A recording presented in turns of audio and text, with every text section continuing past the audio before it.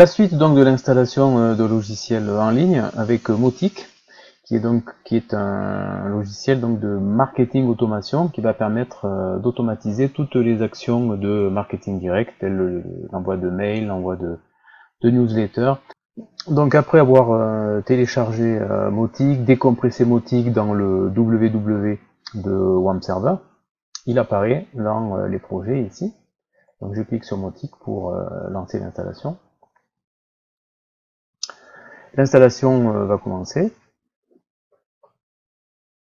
par ce qui est habituel, c'est-à-dire la connexion à la base de données. Donc ici la base de données, c'est toujours une base de données MySQL, vidéo.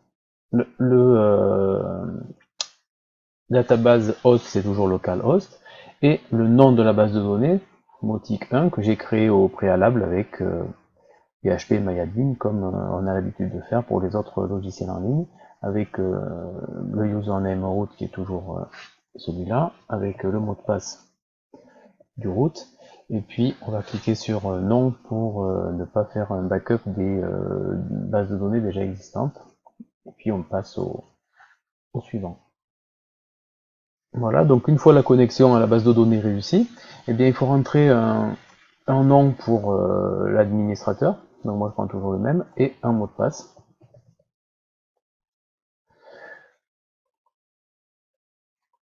Avec un nom et un prénom.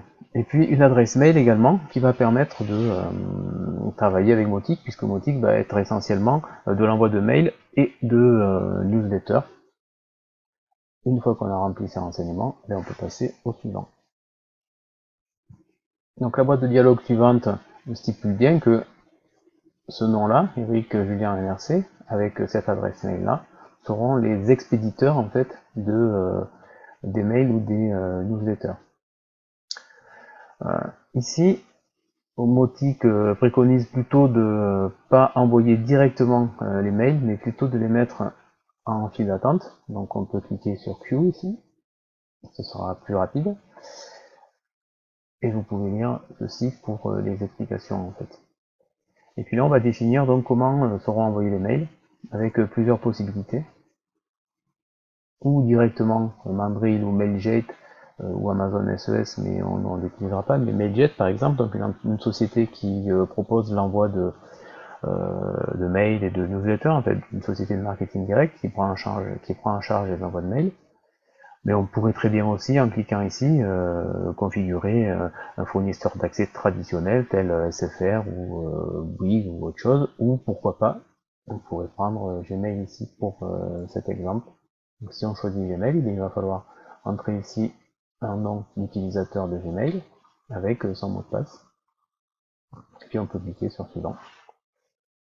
Voilà, une fois que la configuration des mails est terminée, eh bien on peut se connecter à Mautic en administrateur. Voilà, donc avec un login et un mot de passe que l'on a renseigné tout à l'heure.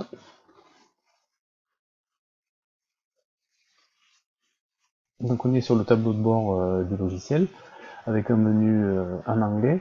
Donc on peut aller dans l'onglet en haut et configuration de façon à pouvoir changer la langue ici en choisissant français. Voilà. Bon, on pourrait changer d'autres éléments de la configuration comme le défaut de la date, le format de la date. Notez que pour avoir accès à ces langues, il faut être connecté à Internet. Donc on sauvegarde et on ferme. Voilà, donc on va sauvegarder et du coup le menu, non, pour que le menu soit vraiment en français, il va falloir se déconnecter ici.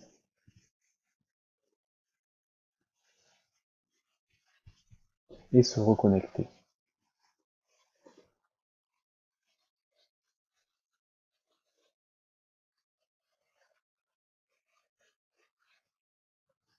Voilà, donc là à ce moment-là, le menu est en anglais et toutes les informations qui est en français, pardon, et toutes les informations seront également en français.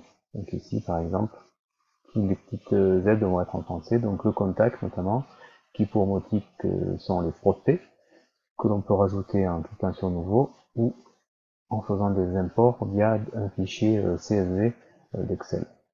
Donc voilà pour cette première approche domotique et de l'accès à l'administration.